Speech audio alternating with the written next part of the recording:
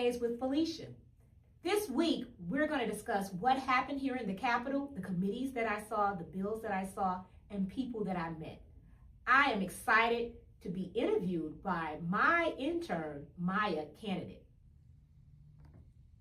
Hi, my name is Maya Candidate. I am a senior at Florida A&M University in graduate school, majoring in public administration, and today we're going to discuss the bills I've seen. I've sat in on committee meetings and budget meetings. I've watched the Florida channel, and I did have a couple questions for the representative herself. I've watched the Florida channel, and you all can go to the Florida channel online and watch this too, but I've noticed in your commerce meeting that you voted up on HB 267, which is local housing assistance plans. So I wanted to see why you voted up and your insights on that as well. Well, I voted up because this is a great bill. It was one that I had no hesitation about. After reading it, I thought that it was really going to benefit Floridians. And what do I mean by that? This particular piece of legislation is going to allow local governments, when they receive funds to help with housing assistance, normally you're helping people that lives in a home or maybe in an apartment. A lot of times when you live in a manufactured home or in a mobile home park, it's capped. This is going to allow local governments to now be able to make a plan to help residents that live in mobile homes actually receive those funds, which we know that housing is an issue here in Florida, and so any assistance that we can give to people no matter where they live is very important, and this piece of legislation is going to allow that. Okay, I think this is a really good way to address the housing crisis that's going on, and this is a start. The next bill I've noticed in your commerce meeting was HB 487, which is the Repair for Mobility Devices, sponsored by Representative Escamani. So I wanted to see more about that as well. This is another great bill, so you got 2 for 2. This one I truly loved because people that are in wheelchairs and scooters, their machines malfunction.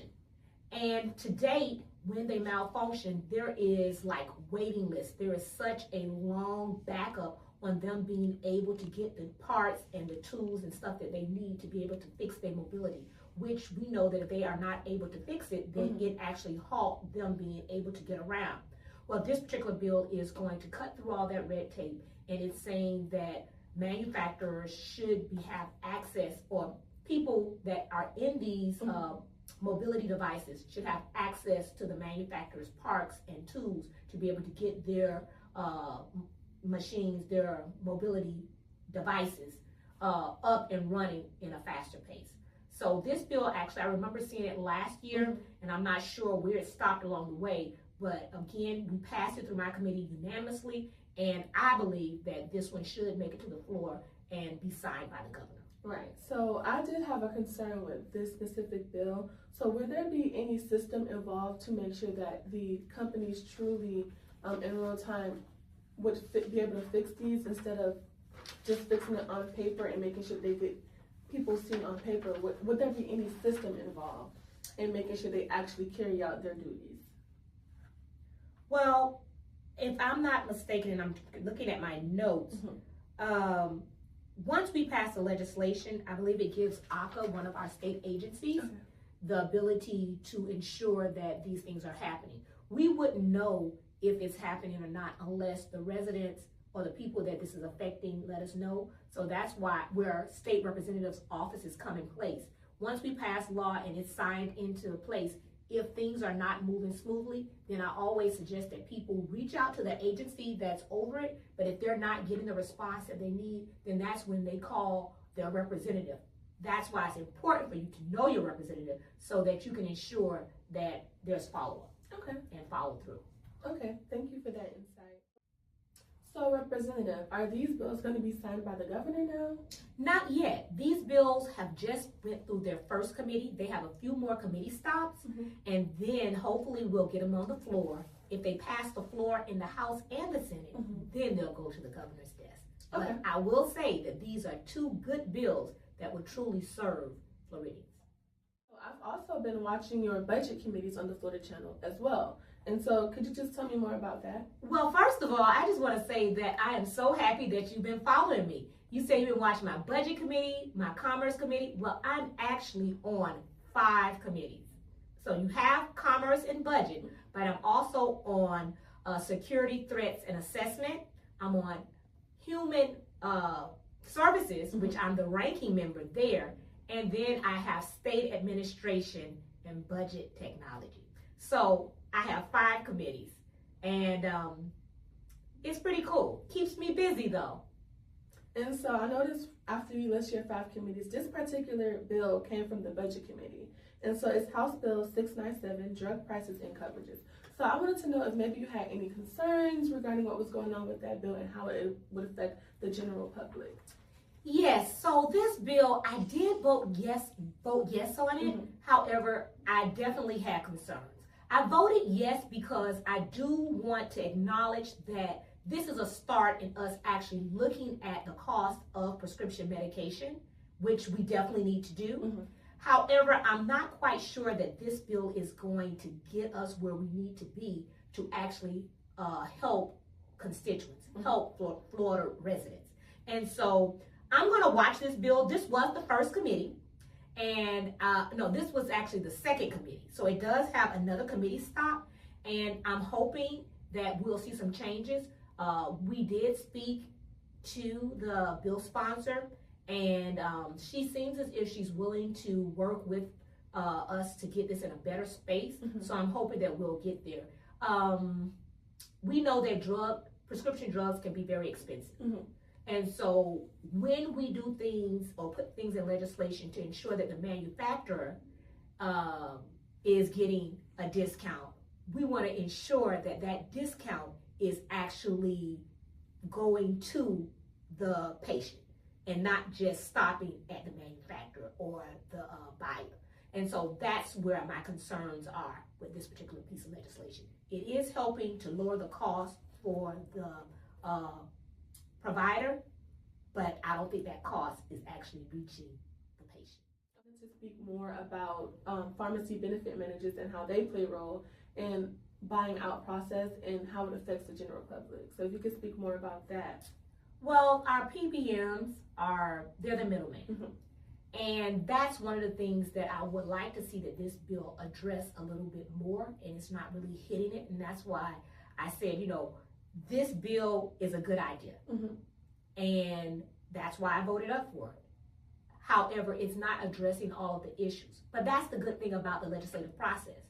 People come with a great idea for a piece of legislation, and through them going through committees and working with other legislators, and we fine-tuning it, bringing up questions, saying it needs to do a little bit more of this. Hopefully this bill will get to that point and we'll be able to pass a great bill that's going to address our residents. So when we're talking about the PBMs, that's the pharmacy benefit managers, they're that middleman, and they tend to sometimes drive up the cost mm-hmm. of prescription drugs. That's something that I would hope that when this bill is finally done, that we'll address, that they won't be able to drive up that cost, and our patients will actually benefit from any reductions that we have. You didn't mention my Housing, Agriculture, and Tourism Committee, and there is a bill that I saw in that committee on yesterday that I definitely would like to share. Mm-hmm. That bill is HB 675, and this bill addressing affordable housing, which we know is what really, really important here in Florida. Well, this bill is actually going to be an enhancement to our Live Local Act.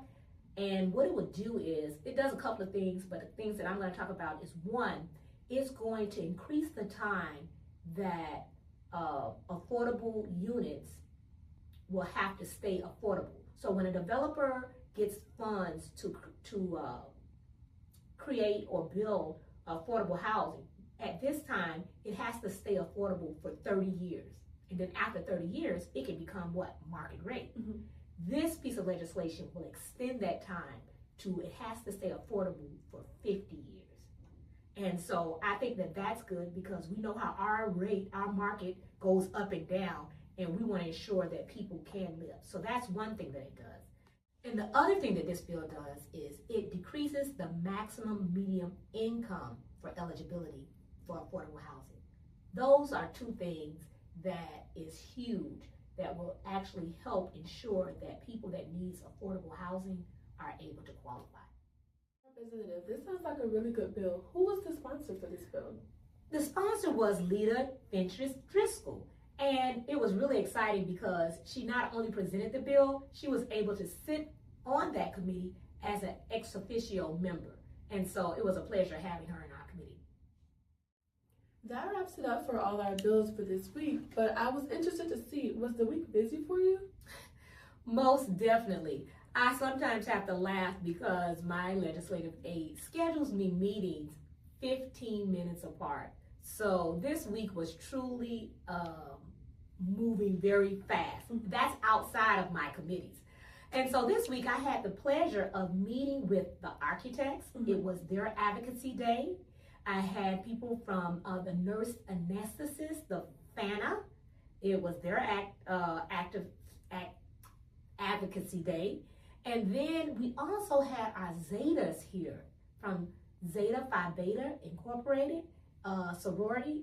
They were here, and they were here in mass numbers. And I really enjoyed speaking with them. We talked about different pieces of legislation and how and things that they can do to stay engaged in the process and then go back home to actually get their communities and their friends engaged.